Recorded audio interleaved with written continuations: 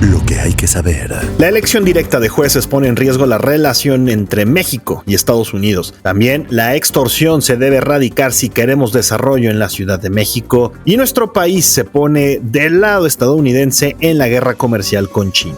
Es viernes 23 de agosto, yo soy Gonzalo Soto y esto es Expansión Daily. Esto es Expansión Daily. Lo que hay que saber. Lo importante del día con los editores de Expansión. Expansión Daily. Lo que hay que saber. Bienvenidos. Bienvenidos y bienvenidas a un episodio más de Expansión Daily. Ya saben, suscríbanse y compartan este podcast para que más gente esté muy, pero muy bien informada. Hoy está conmigo Fernanda Hernández, editora de Internacional en Expansión. Fer, ¿cómo estás después de 4 fatigantes días de Convención Nacional Demócrata? Estoy cansadísima, pero muy, muy emocionada por hablar por fin de la Convención Nacional Demócrata y de otros temas muy interesantes que han surgido esta semana, pero pues, digamos, dime con qué empezamos hoy. Muerta, pero de pie, pero bueno. Como así los árboles. Exactamente, pero mira, ya estamos en el cierre de la semana, así es que ya falta muy, pero muy poquito para que nos vayamos todos a descansar, pero antes tenemos mucha información y es que ayer el embajador de Estados Unidos en México, Ken Salazar, se pronunció en lo que pudiera considerarse una subida de tono muy significativa del gobierno estadounidense en torno al tema de la reforma al Poder Judicial, a esto de la elección directa de jueces. Y aquí lo que el diplomático dijo, está en riesgo la relación México-Estados Unidos. La confianza en el Estado de Derecho es algo que une a ambas naciones. Y pues no vemos que esto genere, dice, un ambiente estable para las inversiones privadas. Sí, Salazar aseguró que a lo largo de sus 3 años como embajador, Estados Unidos ha respetado la soberanía de México en reconocimiento a todo lo que se puede lograr a través de la asociación entre iguales, pero que cualquier reforma judicial debe tener salvaguardas que garanticen que el Poder Judicial sea fortalecido y no al contrario debilitado, y que no se esté sujeto a la corrupción de la política o incluso de otros actores, porque el mismo Salazar dijo que esta elección directa de jueces puede favorecer o facilitar más bien que los cárteles se aprovechen de ciertos jueces o de ciertos cargos, así que también ahí puso el foco en la seguridad. Sí, que es un tema vital para el gobierno estadounidense y a ver, muy al estilo diplomático, dijo que comprenden la importancia de la lucha de México contra la corrupción judicial, que a ver, de haberla, hayla. Pero que la elección directa y política de jueces no va a resolver ni fortalecerá al Poder Judicial y que además, insiste, se debilitarán los esfuerzos para hacer realidad la integración económica de América del Norte y más bien esto pues va a crear mucha turbulencia. Claro, además de que concluyó que esta propuesta está eliminando los requisitos necesarios para tener a los jueces más calificados, que es lo que se supone que deberíamos tener. Pero no fue el único, Gonza. Se le unió también el embajador de Canadá en México, Graham C. Clark, quien aseguró que inversionistas canadienses se han mostrado preocupados por este proyecto que ha impulsado el gobierno de Andrés Manuel López Obrador y también el futuro gobierno de Claudia Sheinbaum. Sí, a ver, lo que dijo el diplomático canadiense es tal cual, y cito, he escuchado esta mañana estas preocupaciones, entonces lo único que estoy haciendo es escuchar lo que dicen nuestros inversionistas al respecto y hay preocupación.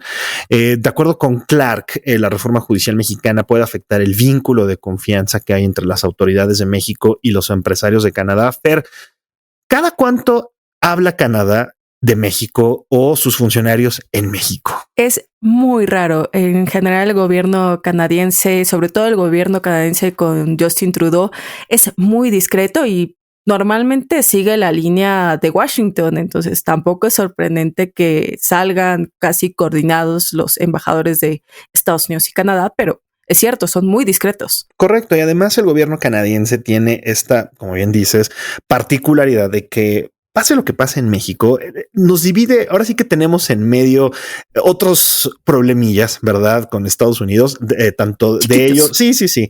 Así como nosotros tenemos de vecino y padecemos a veces Estados Unidos, pues lo mismo ocurre con ellos y su larguísima frontera. Son problemas, ahora sí que problemas del primer mundo, pero no deja de ser llamativo que Canadá se pronuncie en estos momentos. Y bueno, aquí también el embajador canadiense dijo que su interés es tal cual transmitir las preocupaciones del sector sector privado de su país. Él dice que es muy sensible a cualquier comentario que pudiera ser visto como una injerencia, de los asuntos de México, y que no es el propósito. Aún así, pues lo que sí vemos, mi querida Fer, es que ya hay mucho ruido a nivel internacional sobre esta reforma.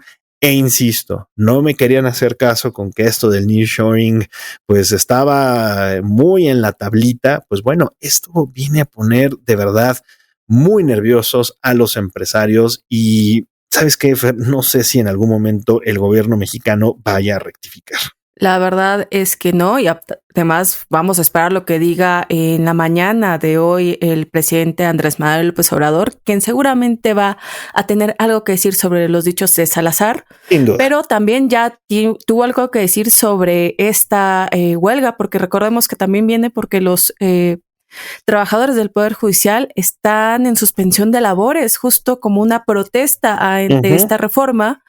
Y pues el presidente ya reconoció que ha suspendido el salario a los trabajadores del Poder Judicial que están en paro de labores. Pues bueno, mira, cuando estaba del otro lado era mucho más amigable con esto de las protestas, con esto de las huelgas. De este lado la cosa cambia.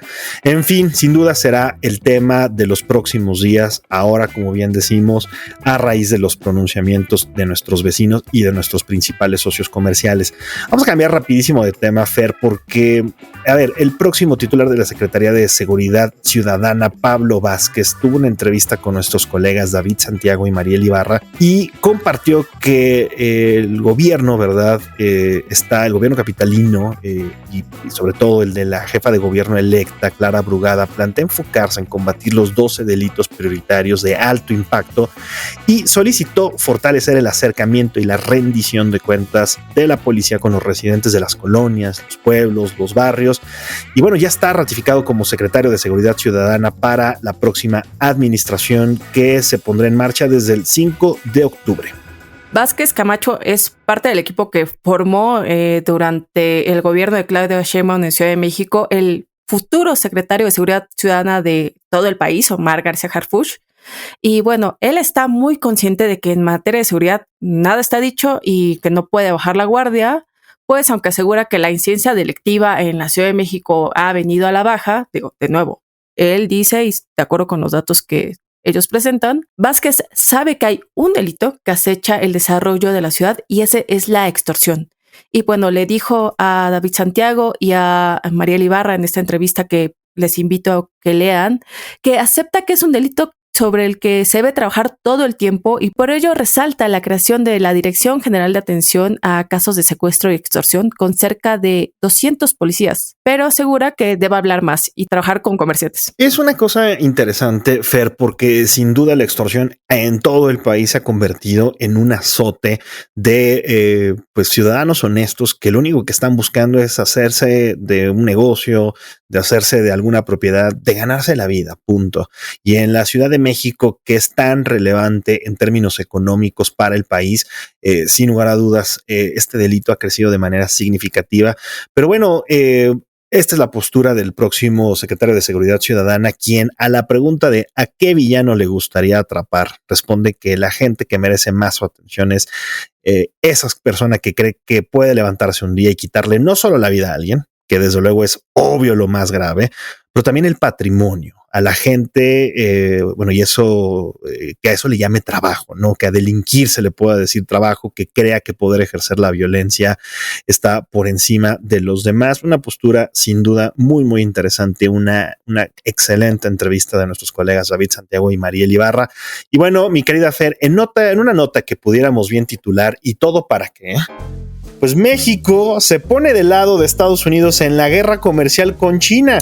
Pues está muy bien que se ponga del lado comercial estadounidense, pero pues ya lo platicamos. ¿De qué está sirviendo esto si estamos echando todo a la basura con estos pleitos de la reforma? Ay, bueno, también esta es una nota de nuestra compañera Patricia Tapia, que es una especialista en comercio exterior, y pues nos cuenta en esta nota que la administración de Andrés Manuel López Obrador a lo mejor no se ha puesto muy lista para tener una buena relación comercial con Estados Unidos per se, pero que ha implementado una serie de acciones que apuntan a un control del comercio chino en México bajo una presión de Estados Unidos, obviamente, no solitos no actuamos, Sí. ya que el país vecino es el mejor aliado que tenemos, aunque a veces se nos olvide y lo estemos descuidando de la manera en la que lo estamos descuidando. Yo tengo esta discusión, mi querida Fer, con muchas personas que, a ver, por cuestiones ideológicas, por lo que tú quieras, siempre han dicho, tenemos que desacoplarnos de la economía estadounidense, tenemos que voltear hacia otros lados, cuando no es América Latina, ahora es a China.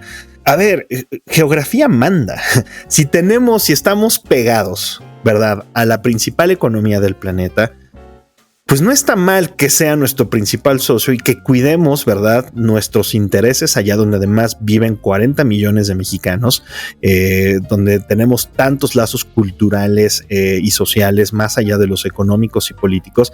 Pero bueno, a ver, ya en abril de este año México publicó, insisto, este decreto que modifica la tarifa de la Ley de Impuestos Generales de Importación y Exportación.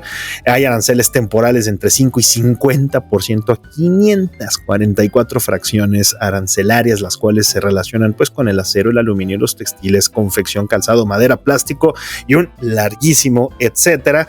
Básicamente, Fer, pues México sí le está poniendo el pie a China en términos comerciales. Claro, en julio México y Estados Unidos acordaron imponer un arancel de 25% al acero importado no fundido o vertido en Norteamérica y de 10% al aluminio, igual impactando en mayor medida pues a China. Y pues también en ese mes, en julio, se destacó la noticia de la clausura de una de las mayores plazas de comercio de productos chinos en Izazaga 89, en el centro histórico de la Ciudad de México, ante la falta de acreditación de permisos para la venta de esta mercancía, que digo, eso es como muy simbólico de qué tanto México se está poniendo ahí. Fer, todos lo hemos visto, lo vivimos constantemente, nos hemos inundado de más y más productos provenientes de este gigante asiático. A ver, tan solo en agosto el Servicio de Administración Tributaria anunció un importante embargo de productos de China que confiscó 1.4 millones de artículos con un valor de 418 millones de pesos. De enero a junio de este año, Fer, estos embargos de productos chinos del Satsuman ya, fíjate, 1,600 millones de pesos. De ese tamaño es el reto comercial también, el tema de la piratería, el tema del contrabando. Vaya, es un tema muy complicado, pero a ver, tú estás aquí por una razón, ¿verdad? Y es que te echaste 4 días de Convención Nacional Demócrata ayer, en un momento histórico. Kamala Harris, la primera mujer de color, aceptó la nominación a la presidencia de su país. Será ya oficialmente, o ya es oficialmente, la candidata que enfrentará a Donald Trump el próximo 5 de noviembre. Fer, después de estos días y sobre todo después de escuchar el discurso de Harris, ¿con qué te quedas? Me quedo con un discurso muy lleno de optimismo, la verdad. Sobre todo cuando lo comparo con el discurso y con todo lo que pasó en la Convención Nacional Republicana que tuvimos hace un mes, de la que también hablamos ampliamente.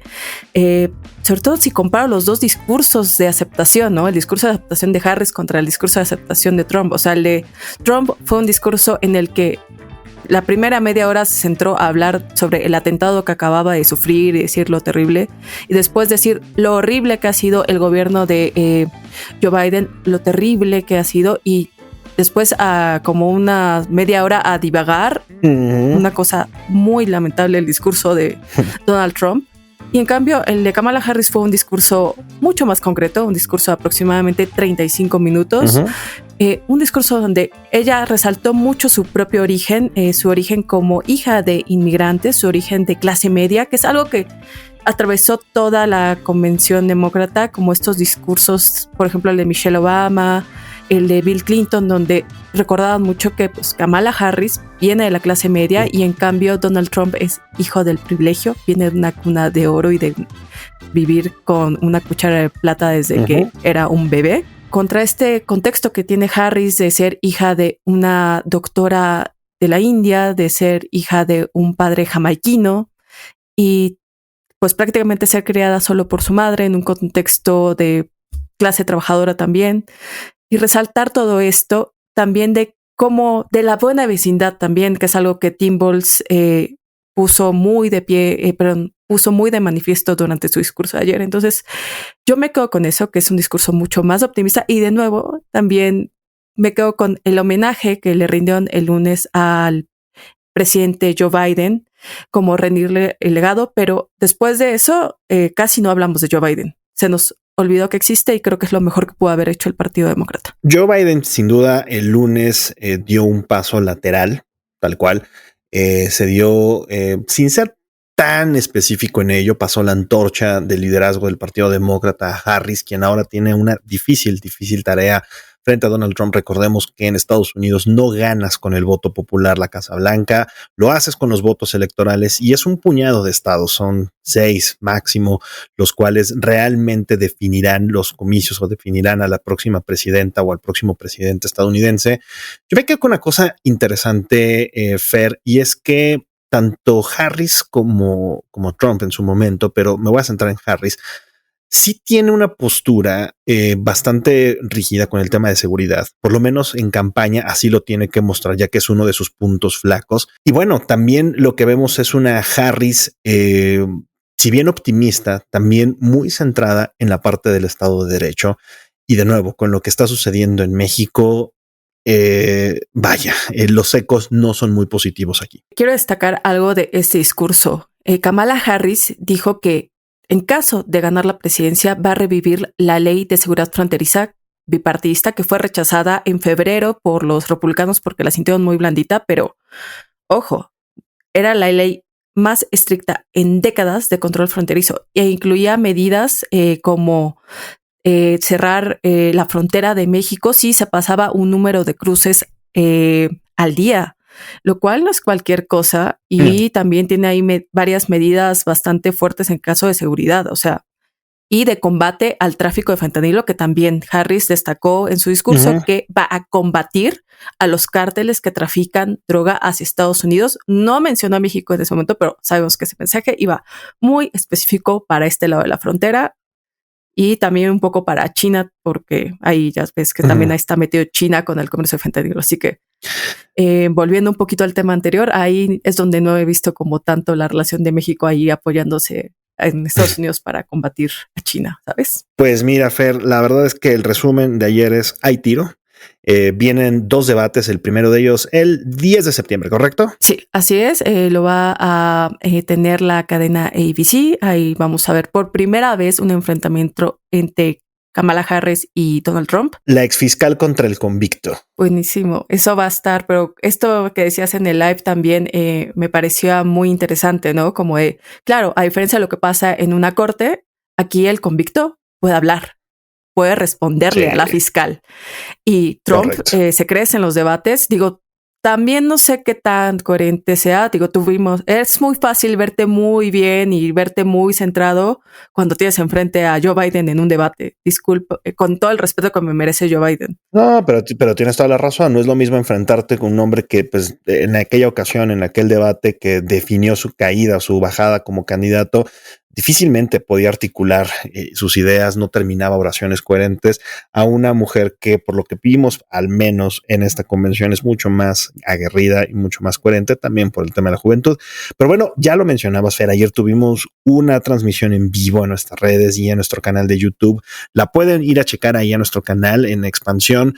Estuvimos de verdad nuevamente a los mejores analistas para que entendamos también muy bien qué implicaciones tiene, qué es lo que vieron ayer de la Convención Nacional Demócrata y sobre todo lo que sigue. Por ahí, Verónica Ortiz, la ex directora del Comexi, planteaba un escenario a una pregunta que le hizo nuestro colega, nuestro jefe de redacción, Mario Alberto Verduzco. Hay la posibilidad, con todo lo que está sucediendo en México y con las posturas tanto de Harris como de Biden, de que una de esas, en 2026, no revisemos el TEMEC, no renegociemos el TEMEC. Es posible que en una de esas hasta perdamos el tratado. Entonces no se lo pierdan de ver por ahí. Pero ya es cierre de semana, mi querida Fer. No nos quedemos con estas noticias y mejor vámonos con la última, que está muy, pero muy bien para nuestro bolsillo. Aunque a veces parezca, no todo está perdido. Y ahí te va, porque la inflación finalmente dio un retroceso mayor a lo esperado en la primera quincena de agosto. La inflación aumentó las subyacentes 0.1% a tasa quincenal y 3.98% a tasa anual. Estuvo por debajo de algunas expectativas. Aún así, pues sí tenemos una moderación en el incremento de los precios. Yo creo que es una noticia maravillosa, más porque hemos hablado mucho en este podcast de que la inflación es el gran coco del gobierno de México y el gran coco del Banco de México especialmente. Y pues en la primera quincena de agosto la inflación tuvo una disminución de 0.03% respecto a la quincena anterior, que suena muy poquito, pero en serio, comparado con lo que había pasado de tantos incrementos, es una bocanada de aire fresco para todos y especialmente para nuestros bolsillos, que la verdad sí, no sé si ha sido al súper últimamente, pero hacer el súper duele mucho. Duele, a ver, todavía hay algunos productos que están al alza, por ejemplo la gasolina de bajo octanaje, la electricidad, el huevo, los gastos en universidad, ¿verdad? Colegiaturas, perdón, universidad, la vivienda propia, en una menor medida. Hay algunos productos que ya van a la baja, por ejemplo el chayote, la variación quincenal es de menos 45.6%, sí. Ya podemos hacernos una ensalada de chayote de nuevo. Correcto, el transporte aéreo también está bajando, el jitomate, el gas doméstico, el pollo, en fin, varios productos que sí nos dan un poquito de respiro. Mi querida Fernández, muchas gracias por habernos acompañado en este podcast ya de cierre de semana.